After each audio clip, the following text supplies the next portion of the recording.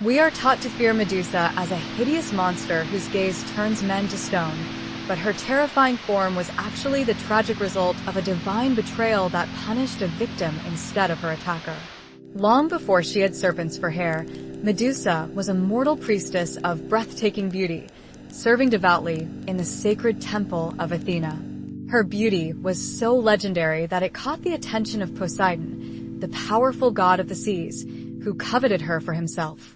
Ignoring the sacred sanctity of the temple, Poseidon cornered Medusa and forced himself upon her directly on the holy ground of Athena's altar. Terrified and violated, Medusa prayed to her patron goddess Athena for protection and justice, expecting the goddess of wisdom to defend her priestess. But in the cruel hierarchy of Olympus, a mortal could never hold a god accountable, leaving Athena with a furious rage she could not direct at Poseidon. Instead of punishing the divine rapist, Athena directed her wrath entirely at the traumatized victim who had defiled her sacred floor. Athena cursed Medusa, stripping away the beauty that had attracted Poseidon and transforming her into a creature of absolute nightmares.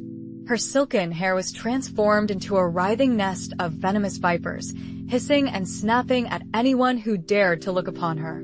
Her once gentle eyes were cursed with a lethal power, designed to turn any living creature who met her gaze instantly into cold, lifeless stone. This curse ensured that Medusa would be forever isolated, unable to ever look at another human being without bringing about their immediate death. She fled the world of mortals, hiding herself away in a dark and desolate cavern at the very edge of the known earth. Yet even in her forced exile, the Greek world would not leave her in peace, as her monstrous reputation began to spread across the lands. Ambitious kings and desperate heroes soon viewed her tragic existence not as a tragedy, but as a challenge to be conquered for glory. Her cave became a graveyard, littered with the stone statues of foolish warriors who had tried to claim her head as a trophy. Enter Perseus, a young demigod sent on a deadly quest by King Polydectes, who fully expected the youth to die in the attempt. But Perseus was not acting alone, as the very gods who had caused Medusa's misery stepped in to ensure her ultimate demise. Athena, still harboring her grudge, gifted Perseus a highly polished bronze shield to serve as a mirror, allowing him to bypass the petrifying gaze. Hermes provided a pair of winged sandals to grant him speed, while Hades lent his helm of invisibility to mask his approach. Armed with these divine relics, Perseus tracked Medusa to her dark cavern, creeping silently past the silent, petrified corpses of his predecessors. Medusa lay sleeping, unaware that her sanctuary had been breached by a hero guided by the very goddess who had cursed her. Using the reflection in his bronze shield to navigate, Perseus approached the sleeping Gorgon without ever looking directly at her face. With one swift, guided strike of his sword, Perseus severed Medusa's head, ending her tragic and isolated mortal life. But the tragedy did not end with her death, as the miraculous nature of her divine blood revealed itself in her final moments. From her severed neck sprang Pegasus, the majestic winged horse, and Chrysaor, a giant warrior wielding a golden sword. These children, fathered by Poseidon during that fateful night in the temple, had been trapped inside her cursed body all this time. Even in death, Medusa's body was treated as a weapon to be harvested, her severed head retaining its terrifying ability to turn men to stone. Perseus used her head to petrify his enemies, including the sea monster Cetus and the tyrannical king Polydectes who had sent him to his death. When his quest was finally complete, Perseus did not bury the remains, but instead handed Medusa's head over to the goddess Athena.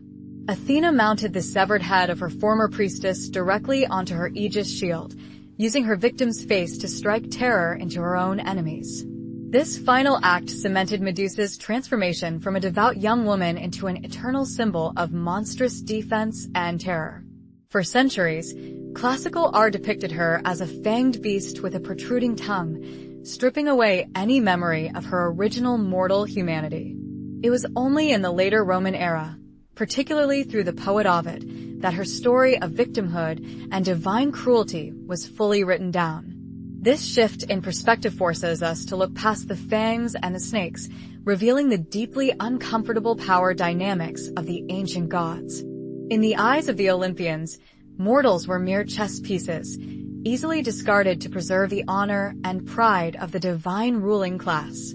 Medusa's curse was never meant to be a punishment for a crime she committed, but a warning to all mortals about the danger of crossing paths with gods.